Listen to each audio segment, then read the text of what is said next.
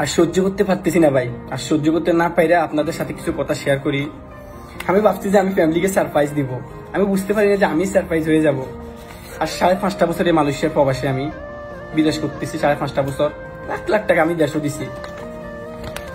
তো আমি টিকিট কাটছি, আমি ভাবছি যে ফ্যামিলিকে সারপ্রাইজ দিব। জুলাই মাসের 5 তারিখে আমি দেশে যাব, আগস্টের 9 তারিখে আমি ব্যাক করবো মালয়েশিয়া। এই যে আমার টিকিট দেখতে পারেন, এই যে আমি টিকিট অলরেডি কাটা ফেলছি। তো আমি আমার আব্বুকে কল দিছি যে আমি দেশে আসতেছি 1 মাসের ছুটিতে,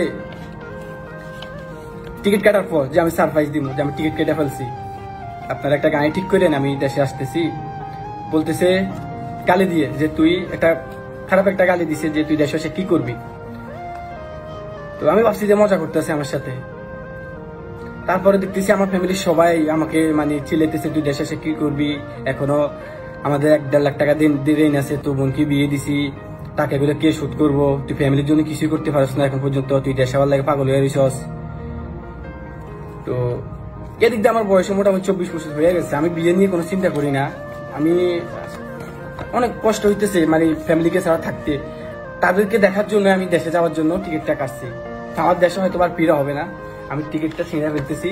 এই দেখেন, এই যে টিকিটের ডেট, আমি টিকিটটা ছিঁড়ে ফেলতেছি। আমার কষ্ট হয়তো বা কেউ বুঝবে না, আর বুঝার দরকারও নাই। এই যে আমার পাসপোর্ট, এটা কালকে কোম্পানিকে জমা দিয়ে দিব। আবার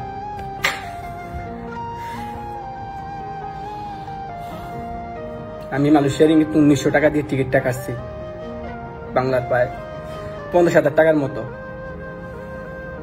যাদের জন্য এত কিছু করার পর তারা বলতেছে আমি তাদের জন্য কিছু করিনি। বোনের বিয়ে, একতলা একটা বিল্ডিং, ছোট ভাইকে আমি সৌদি পাঠাইছি, ঘরের সব মালামাল সবকিছু আমার টাকা কিনছে, তারপরে বলতেছে আমি কিছু করি নাই।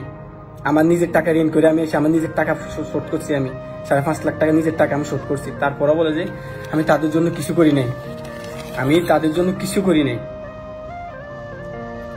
কিছু করি নাই আমি তাদের জন্য। তাহলে আমি 5টা বছর টাকা কি করলাম? প্রতি মাসে আমি 150 টাকা দিছি, আমি না খাইও আমি 150 টাকা দিছি। একটা ঈদের দিন আমি ছুটি কাটাই নাই, একটা ঈদে আমি ছুটি কাটাই নাই। মালয়েশিয়া আমি 11টা না 13টা আমি ঈদ করছি, একটা ঈদ আমি ছুটি কাটাই নাই, খালি পরিবারের জন্য।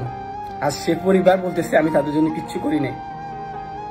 আমি 1 মাসে টাকা কম দিছিলাম, বলছিল যে তুই টাকা কি করস, তুই টাকা সবগুলো দেশে যাস না কেন। ওই মাসে আমার অসুস্থ ছিল, এই মাসের আগের মাসে আমি অসুস্থ ছিলাম, আমার প্রায় বাংলা টাকা প্রায় 14-15 হাজার টাকা আমার মানে খরচ হয়েছে আমার অসুস্থতার পিছনে। তারা বলতেছে যে তুই রাতের বেলা ঘুম যাস না ঠিক করে, তুই ডিউটিতে ঠিক করে যাস না, এইভাবে কি বিদেশ চলে। মানে আমার ফিলিংটা, আমার কষ্টটা, আমার মনে ফিলিংসটা তারা একটা আবার বুঝে নাই। আর এখন আমি 5 বছর পর আমি দেশে যাওয়ার জন্য টিকিট কাটছি, তারা বলতেছে আমি দেশে যাই কি করবো। আসলে প্রবাসীদেরকে কেউ বুঝে না, কার জন্য এত কষ্ট করছি, কার জন্য এত কষ্ট করছি। আমি আমার মা বাবাকে একটা কথা বলতে চাই, আমার স্বপ্ন আমি হয়তোবা দেশে ফিরতে পারবো না কখনো, হয়তোবা আমার লাশটা ওই দেশ থেকে যাবে না কখনো। তবে মনে রাখেন, আমি আপনাদেরকে দেখার জন্য টিকিটটা কাটছি, খালি তোমাদেরকে দেখার জন্য টিকিটটা কাটছি।